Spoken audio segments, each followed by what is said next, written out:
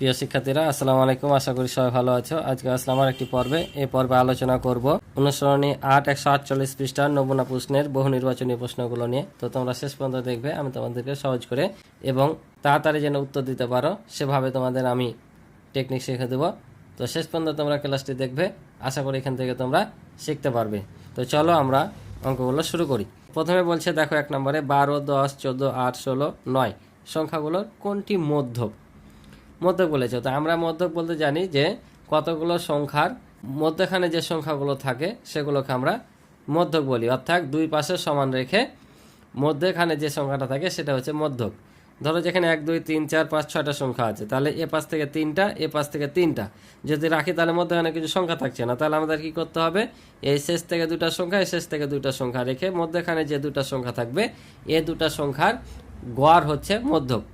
বুঝতে পারছো? অর্থাৎ জোর হলে একরকম, বিজোড় হলে একরকম। বিজোড় হলে আমরা দুই পাশে দুই সমান সংখ্যা রাখলে মধ্যখানে একটা সংখ্যা থাকবে, সেটা হয় মধ্যক। আর জোর হলে মধ্যে দুইটা সংখ্যাকে যোগ করে 2 দিয়ে ভাগ করে যেটা পাওয়া যায় সেটা হচ্ছে মধ্যক। তবে এখানে সত্য আছে, যখন এলোমেলো সংখ্যা থাকবে তখন এগুলোকে সাজিয়ে লিখতে হয়।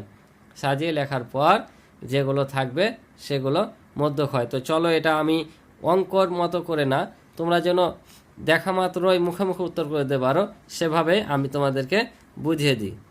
তো তোমাদের এখানে অঙ্ক করা লাগবে না, জাস্ট প্রথমে সংখ্যাগুলোকে একটু সাজিয়ে নিবা, ছোট থেকে বড় সাজিয়ে নিবা। তো প্রথমে কত আছে, 8 আছে, তারপর 9 আছে, তারপর 10 আছে, তারপর দেখো যে কত আছে, 12 14 16, 12 14 16।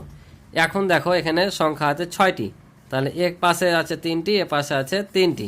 আর আমরা মধ্যক নির্ণয়ের ক্ষেত্রে জানি যে সংখ্যাগুলো যদি জোর হয় ওই সংখ্যাকে কি করতে হয়, 2 দিয়ে ভাগ করতে হয়, তাই কি না? তাহলে ভাগ করলে 3 পাইলাম। তাহলে এই যে 3 আর তারপরে একটা সংখ্যা ধরে 4, অর্থাৎ 3 আর 4তম পদের যোগফলের গড় হবে কি, মধ্যক। অর্থাৎ 1 2 3, এই যে এই সংখ্যাটা আর এই সংখ্যাটা, দুই পাশে দুইটা সংখ্যা বাদ দিয়ে এই দুইটা সংখ্যা যোগ করে আমরা যদি 2 দিয়ে ভাগ করি তাহলে কি পেয়ে যাব, মধ্যক পেয়ে যাব। তাহলে 10 আর 12 যোগ করলে কত হয়, 22, 22-এর অর্ধেক কত, 11, তাহলে 11 হবে মধ্যক। অর্থাৎ এখানে যে সংখ্যাগুলো থাকবে সে সংখ্যাগুলো ক্রমান্বয়ে সাজিয়ে সব দিক থেকে সমান সমান রেখে মধ্যে যেটা থাকবে সেটা হচ্ছে মধ্যক। যদি বিজোড় হয় তাহলে মধ্যেটা, জোর হলে মধ্যে দুটা যোগ করে 2 দিয়ে ভাগ করে যেটা পাবা সেটাই মধ্যক। এখন যদি অনেকগুলো সংখ্যা থাকে কিভাবে বুঝবা যে মিডিল হলো, তাহলে এমনি বোঝা যাচ্ছে, দেখো মানে কয়টি, 6টি আছে, তাহলে 6-এর অর্ধেক কত, 3, তাহলে যে 3 আর 3-এর পরে 4, এ 3 আর 4তম পদ যোগ করলে হয়ে যাবে 1 2 3, আর এই 4, এই দুটা যোগ করে 2 দিয়ে ভাগ করবা। যদি 20টা থাকে তাহলে 20-এর অর্ধেক 10, তাহলে 10-এর পরে 11, অর্থাৎ 10 আর 11 পদ যোগ করে যেটা পাবা সেটাকে 2 দিয়ে ভাগ করলেই মধ্যক পেয়ে যাবে। আশা করি বুঝেছো। এবার বলছে দেখো 8 12 11 12 14 18 এগুলোর প্রচুরক কোনটি। তো আমার গত পর্বের অঙ্ক যারা দেখেছো বলেছে আমি যে প্রচুরক মানে কি, যে সংখ্যাগুলো একাধিকবার থাকে সেগুলো হচ্ছে প্রচুরক, তাই কি না? যে একের বেশি যে সংখ্যাগুলো থাকে এবং সেগুলোর মধ্যে সবচাইতে যে পরিমাণে যেটা বেশি থাকে সেটা হচ্ছে প্রচুরক। তাহলে এখানে দেখো সবচাইতে বেশি কোন সংখ্যাটা এসছে, তাহলে 12 দেখতে পাচ্ছি আমরা সবচাইতে এখানে বেশি আছে। 6টা সংখ্যার মধ্যে 12 দুইবার এসছে সর্বোচ্চ, তার মানে এখানে প্রচুরক কত, 12। এবার বলছে নিচের তথ্যের আলোকে 3 4 নং প্রশ্নের উত্তর দাও। এখানে এই 3 4 5 এই 3টা প্রশ্নের উত্তর দিতে হবে এই উদ্দীপকের আলোকে।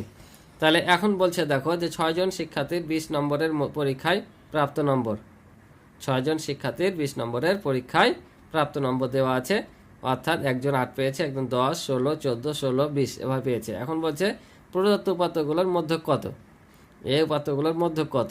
তাহলে আবার বলো তো, তাহলে মধ্য যদি নির্ণয় করি আমরা কোনটা পাবো, তাহলে ছোট থেকে বড় যদি সাজিয়ে নিই তাহলে সবচাইতে ছোট সংখ্যা কত, 8, তারপর হচ্ছে দেখো 10, তারপর কত আছে 14 আছে, তারপর আছে তোমার 16 আছে, দুইবার বসে দিলাম, তারপর 20 আছে।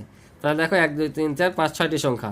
এখন এই যে মধ্য যদি নির্ণয় করি 6, তাহলে 6-এর অর্ধেক কত, 3, তাহলে আবারও 3 আর 4তম পদের যোগ ফলকে 2 দিয়ে ভাগ করলে আমরা মধ্যক পেয়ে যাবো, অর্থাৎ 1 2 3 4, এটা আর এটা আসছে। তাহলে 14 আর 6 যোগ করলে 30, 30-এর অর্ধেক কত, 15, তার মানে মধ্যক আমাদের কত, 15। তাহলে এখানে উত্তর হবে 15। এবার বলছে প্রদত্ত উপাত্তগুলোর গড় কত। তো গড় নির্ণয়ের ক্ষেত্রে কি করি আমরা, এই সংখ্যাগুলো যোগ করে যতগুলো সংখ্যা থাকে ততগুলো ভাগ করলে আমরা পেয়ে যাই।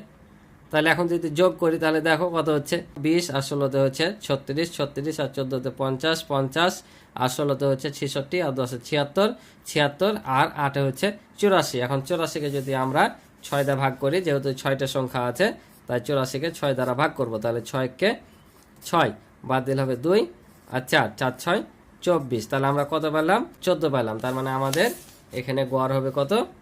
14। বুঝতে পারছ? এবার বলছে 5 জন শিক্ষার্থীর শ্রেণী পরীক্ষায় 20 নম্বরের মধ্যে গণিতে প্রাপ্ত নম্বর এত এত, উপাত্তগুলো সঠিক তথ্য হলো। সর্বোচ্চ নম্বর হচ্ছে 16। সর্বোচ্চ নম্বর তো এখানে দেখো সর্বোচ্চ কত নম্বর আছে? 16 আছে। তার মানে এটা সঠিক।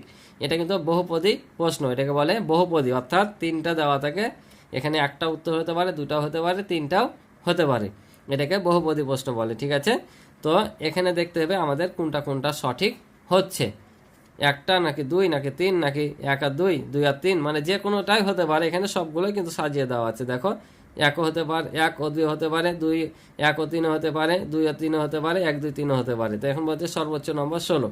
তো এখানে সর্বোচ্চ নম্বর আমরা দেখতে পাচ্ছি 16 আছে, তার মানে এটা সঠিক। সর্বোচ্চ সর্বনিম্ন নম্বরের পার্থক্য 12। তো এখানে সর্বোচ্চ নম্বর হচ্ছে 16 আর সর্বনিম্ন হচ্ছে 8। তাহলে যদি আমরা 16 থেকে 8 বাদ দিই তাহলে কত হয়? 8। তো তাদের পার্থক্য বলেছে 12, তাহলে কি পার্থক্য 12 হয়েছে? সর্বোচ্চ সর্বনিম্ন নম্বরের পার্থক্য 12 হচ্ছে না, কারণ আমরা 16 থেকে যদি 8 বাদ দিই তাহলে 8 হচ্ছে, তার মানে এটা ভুল, তার মানে এটা আমাদের হবে না। এবার 3 নম্বর বলছে পরীক্ষায় প্রাপ্ত সর্বনিম্ন নম্বর 40%। তো এই 40%-এর অর্থ কি? অর্থাৎ এখানে যে সর্বনিম্ন নম্বরটা আছে এটা শতকরায় 40% কিনা সেটা আমাদের দেখতে হবে।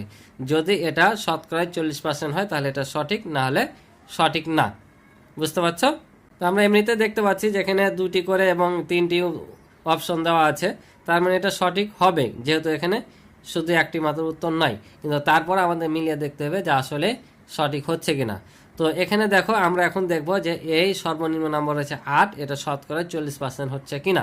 তো এখানে মোট নম্বর কত? 20। 20 নম্বরের মধ্যে এই নম্বরগুলো পেয়েছে।